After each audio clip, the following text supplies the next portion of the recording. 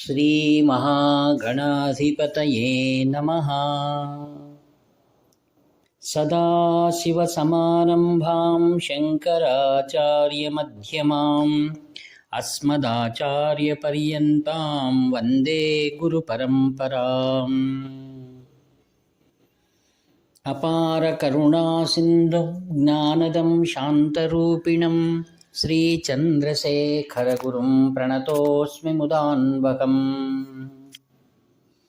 देवे देहे च देशे च भक्त्यारोग्यसुखप्रदं बुधपामरसंसेव्यं तं श्रीजयेन्द्रं नमाम्यहम्। नमामः शङ्करान् वाक्यविजयेन्द्रसरस्वतीं श्रीगुरुं शिष्टमार्गानुनेतारं सन्मतिप्रदम्। दुर्गे स्मृता हरति भीतिमशेषजन्तोः स्वस्त्यैः स्मृता मतिमतीव शुभां ददासि। दारिद्र्यदुःखभयहारिणि का त्वदन्या सर्वोपकारकरणाय सदाद्रचित्ता। ఆత్మస్వరూపులైనటువంటి సకల మిత్రవృందమునకు కూడా మీ శ్రేయోభిలాషి నివర్తి నాగభూషణ శర్మ చేయు అనేక శుభాభివందనములు. ఆత్మీయులారా, తామర పరంపరలుగా ఏ విధంగా నదిలో తరంగాల మాదిరిగా అనవరతం ఆహ్లాదాన్ని కలిగించేటువంటి కాంచి కామకోటి పీఠాధిపతులు శ్రీ శ్రీ శ్రీ చంద్రశేఖరన్ సరస్వతి మహాస్వాములు వారి యొక్క దివ్య లీలను మనం ఆత్యంతిక శ్రద్ధాభక్తులతో శ్రవణం చేస్తున్నాం. వారి కృపాశీర్వాదాలు మనపైన ఎల్లప్పుడూ ఉంటాయని నా యొక్క స్థిర నమ్మకం. మహాస్వాముల వారు 1962 ఎలియాత్తంగుడి అక్కడ మహాస్వాముల వారు 2 ఏళ్ల పాటు అక్కడే ఉన్నారన్నమాట. వారు అంతేవాశివర్యులు శ్రీ శ్రీ శ్రీ జయేంద్ర సరస్వతి మహాస్వాముల వారు అక్కడే శ్రీవారితో ఉండి ప్రతిత్యము కూడా శ్రీ మహాత్రిపుర సుందరి సమేత శ్రీ చంద్రమౌళీశ్వర స్వామి వారి కైంకర్యంలో వారికి చేదోడు వాదోడుగా ఉండేటువంటి వారు. నాటి సంఘటన మనం జ్ఞాపకం చేసుకుంటూ ఉన్నాం. ఇప్పుడు ఫిబ్రవరి 21, 22, 1962లో మనందరికి జ్ఞాపకం ఉండవచ్చు, నవగ్రహ అష్టగ్రహ కూటమి ఏర్పడింది అన్నమాట. అంటే ఆ యొక్క 8 గ్రహాలు మకర రాశిలో చేరుకున్నాయి. ఇది చాలా ప్రమాదకరమని జ్యోతిష్యుల వారి అభిప్రాయం. దేశంలో అందరూ కూడా, ఆస్తిక భక్తులందరూ కూడా ప్రపంచం ఏమైపోతుందా ఈ యొక్క అష్టగ్రహ కూటం వలన అని చాలా భయభ్రాంతులైనారన్నమాట. అప్పుడు ఆస్తిక భక్త బృందం మహాస్వాముల వారి దగ్గరికి వచ్చి శరణు వేడుకొని ఈ యొక్క భయాన్ని ఎలా పోగొట్టాలి, రాబోయేటువంటి ప్రమాదాలను ఎలా నివారించాలి అని స్వామివారితో ప్రార్థన చేశారన్నమాట. అప్పుడు మహాస్వాములు వారు అన్నారు, ఈ సృష్టి స్థితి ప్రళయాలకు కారణమైనటువంటి వాడు పరమేశ్వరుడు. ఆయన కరుణామయుడు. ఆయనకు కోపం వస్తుంది. అయితే ఎలా అంటే, వారి సంతానమైనటువంటి ప్రజలు అధర్మ మార్గంలో ప్రవర్తించినప్పుడు వారికి సహజంగానే భగవంతుని కోపం ఏర్పడడం నిజం. అయితే ఆ కోపం కూడా కారణం ఉంది దానికి. ఏమిటనగా, ఈ యొక్క సృష్టిలో ఉన్నటువంటి మానవులందరినీ కూడా సక్రమ మార్గంలో తేవడానికి ఇటువంటి కారణాలు ఆయన ఏర్పాటు చేస్తాడు. మనం ధర్మ మార్గంలో నడవడం, వాటికి పరిహారం ఏమిటి అనగా, మనం అధర్మంలో నడుస్తున్నాం, దాని నుంచి మనం బయటపడాలి. అందుకు ఉపాయం ఏమిటనగా సత్కార్యాలు ఆచరించాలి. ఆ సత్కార్యాలను ఆచరించడం ద్వారా ఆ పుణ్యంతో ఈ యొక్క భయాలు, భీతి మనకు తొలగిపోతుంది. మనం మన యొక్క యోగ్యతానుసారంగా వాటికి పరిహారాలు వెతుక్కొని ఆ పరమేశ్వరుని సంతోషపరచాలి అన్నారు. పరమేశ్వరుడికి అసుతోషి అనేటువంటి నామావళి ఉంది, అనగా శీఘ్ర సంతోషి అని. తర్వాత ఆ పరమేశ్వరుడు కరుణామయుడై ఉన్నాడు. ఏ కొద్ది పూజలు మనం సల్పినా దాంతో ఆయన శీఘ్ర ఫలాన్ని ఇస్తాడు అని మహాస్వాములు వారు చెప్తున్నారనమాట. అందుకు అందరికీ ఆర్థిక స్తోమత ఉండదు కావున వాటికి పరిహారాలు స్వామివారు వారికి తెలియజేశారు. పరమేశ్వరుడికి రుద్రం పారాయణ చాలా ముఖ్యమైనటువంటిది. అందుకు వారి వారి గ్రామాల్లో మహారుద్ర యాగాలు, పారాయణలు మరియు ఏ యొక్క అష్టగ్రహ కూటమైతే నవగ్రహాల వలన ఏర్పడ్డాయో అందుకుగాను నవగ్రహ హోమాలు చేయడం, విష్ణు ప్రీత్యర్థమై పురుష సూక్త హోమములు కూడా చేయమని చెప్పారు. తర్వాత సామాన్య ప్రజానీకానికి ఉపయోగపడడం కోసం అందరూ ఆ జ్ఞాన సంబంధర్ అనేటువంటి గొప్ప శివభక్తుడు ఆయన రచించినటువంటి తేవారం అనేటువంటి దాన్ని చదవాలి. ప్రతి ఒక్కరూ కూడా ఉదయాన్నే లేచి స్నానము, విభూతి పూసుకొని భక్తి శ్రద్ధలతో నవగ్రహ స్తోత్రాలు చదవడం, పరమేశ్వరునికి సంబంధించిన స్తోత్రాలు చదవడం అని స్వాముల వారు తెలియజేస్తూ, ఆస్తికులకు అందుబాటులో తేవడం కోసం స్వాముల వారు ఆ యొక్క స్తోత్ర పుస్తకాలను, నవగ్రహాలకు సంబంధించినటువంటి అనేకమైన విషయాలను పొందుపరిచి ఆ పుస్తకాలను అందరికీ కూడా అందుబాటులోకి తీసుకొచ్చారు.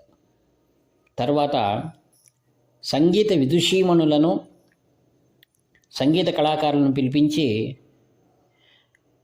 అత్యంత గొప్పవాడైనటువంటి ముత్తుస్వామి దీక్షితులు వారు రచించిన నవగ్రహ కృతులు చాలా ఉన్నాయి.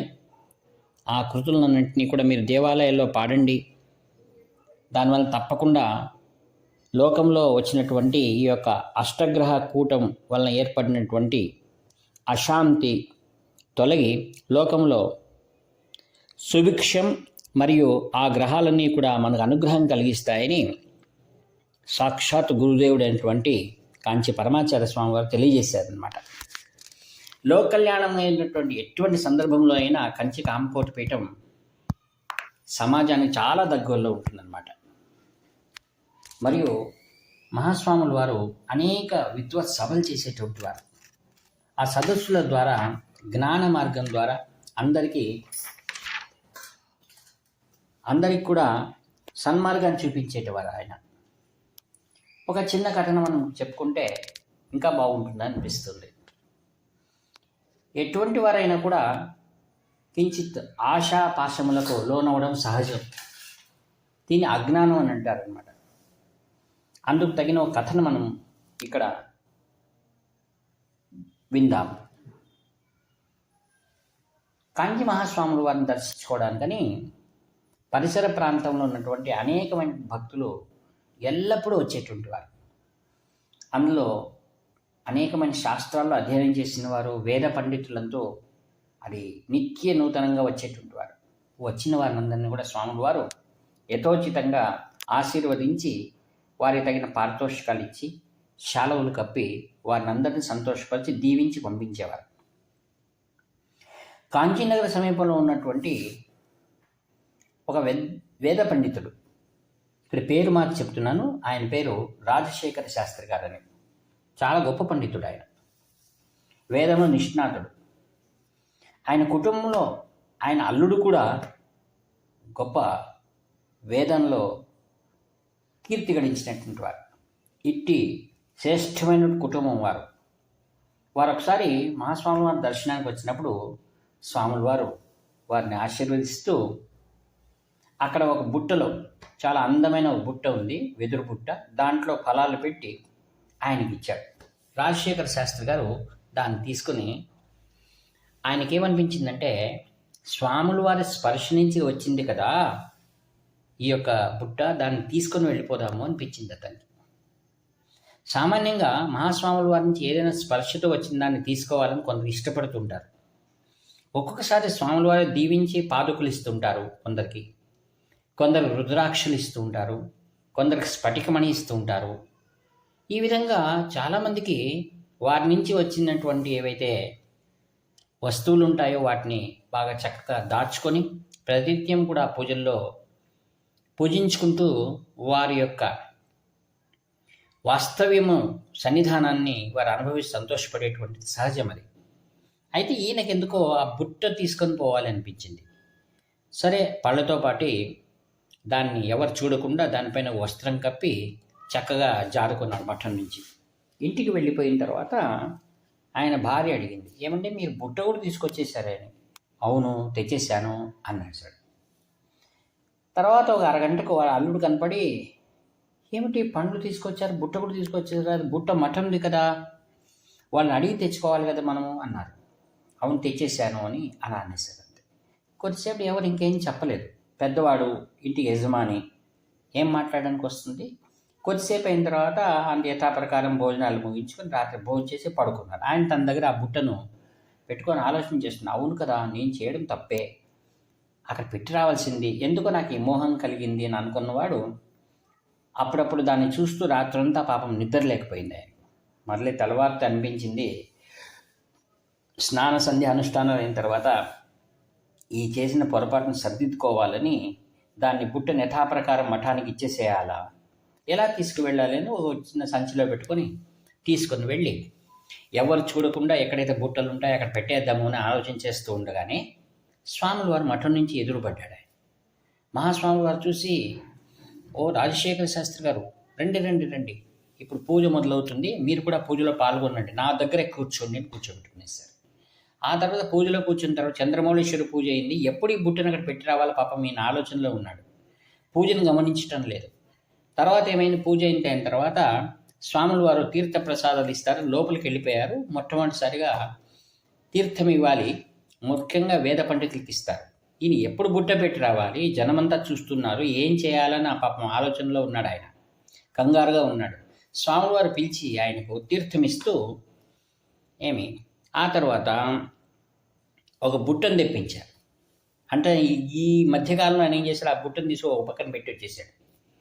స్వాముల వారు ఏం చేశారంటే ఫలాలు దాంట్లో పెట్టేసి ఆ బుట్టను ఆయన చేతికిస్తూ తీసుకోండి అన్నాడు. సరే స్వామి, నా బుట్టను పక్కన పెడుతుంటే, లేదు ఆ బుట్టతో పాటే మీరు తీసుకెళ్ళండి, మీకోసమే అది ఇచ్చాను అన్నారు. ఆశ్చర్యం, ఇంటికి వచ్చిన తర్వాత చూసుకుంటే ఏ బుట్టనైతే నిన్నటి రోజు చెప్పకుండా తీసుకొచ్చాడో అదే బుట్టను స్వాముల వారు అనుగ్రహించారు. అంటే అప్పుడు అనిపించింది, స్వాముల వారికి తెలిసిపోయింది, అయినా నాకెందుకో అది తీసుకోవాలి, ఆయన స్పర్శ నుంచి అనిపించినటువంటి కోరికను ఆయన మన్నించాడు కదా, ఇప్పుడు చాలా సంతోషంగా దాన్ని పూజా గదిలో పెట్టుకున్నాడు అనమాట. అందుకే చేసిన చిన్న పొరపాటైనా సరే స్వాముల వారికి అన్ని విదితమే కదా. మహాస్వాముల వారు మనం చేసే ప్రతి ఒక్కదాన్ని కూడా ఆయన సూక్ష్మదర్శిగా చూస్తూ ఉంటారు. కావున మనిషికి ఎటువంటి వారికైనా సరే మోహం అనేది వస్తుంది. ఆ మోహానికి మనం విడువబడాలంటే మరలా మనం ప్రాయశ్చిత్తం చెంది అటువంటి మహాపురుష దర్శనంతో పాటు ఆ మాయ అంతా తొలగిపోయి మోహం నుంచి విడువపడి మరలా మనం స్వచ్ఛమైనటువంటి అద్దం మాదిరిగా మనము ప్రకాశిస్తామన్నమాట. కావున మహాపురుషుల సంశ్రయం చాలా గొప్పదన్నమాట. అందుకే సాధూనాం దర్శనం పుణ్యం, స్పర్శనం పాపనాశనం, సంభాషణం కోటి తీర్థం, వందనం మోక్షదాయకం అన్నారు. ఆయనకు అనిపించింది ఏమంటే స్వామివారి స్పర్శ నుంచి వచ్చిందా నాకు కావాలన్నటువంటి ధర్మయుక్తమైనటువంటి ఆలోచనే. అయితే చేసే విధానము మరలా తర్వాత సక్రమంగా దాన్ని చేసుకున్నాడు. ఈ విధంగా మహాత్ముల దర్శన స్పర్శనాదుల వలన మన జీవితాంతం వారి జ్ఞాపకాలు మనకు ఉంటాయి. కావున అట్టి పునశ్చరణమై పునః స్మరించేటువంటి యొక్క గాథల వలన ఆ యొక్క మహాస్వాముల వారి సంపూర్ణ అనుగ్రహానికి ఈ మానవ కోటిపైనంత ఉండి సదా సర్వదా మనం అనేక కాలాలు రక్షిస్తూ కాక అని ప్రార్థన చేస్తూ ఈ వాక్పుష్పములన్నింటినీ కూడా నిరహంకారపూర్వకంగా శ్రీవారి దివ్యచరణాలను సమర్పిస్తూ సెలవు తీసుకుంటాను. ఇట్లా మీ ఆత్మీయుడు నివర్తి నాగభూషణ శర్మ. హరహర శంకర జయ జయ శంకర, హరహర శంకర జయ జయ శంకర, హరహర శంకర జయ జయ శంకర.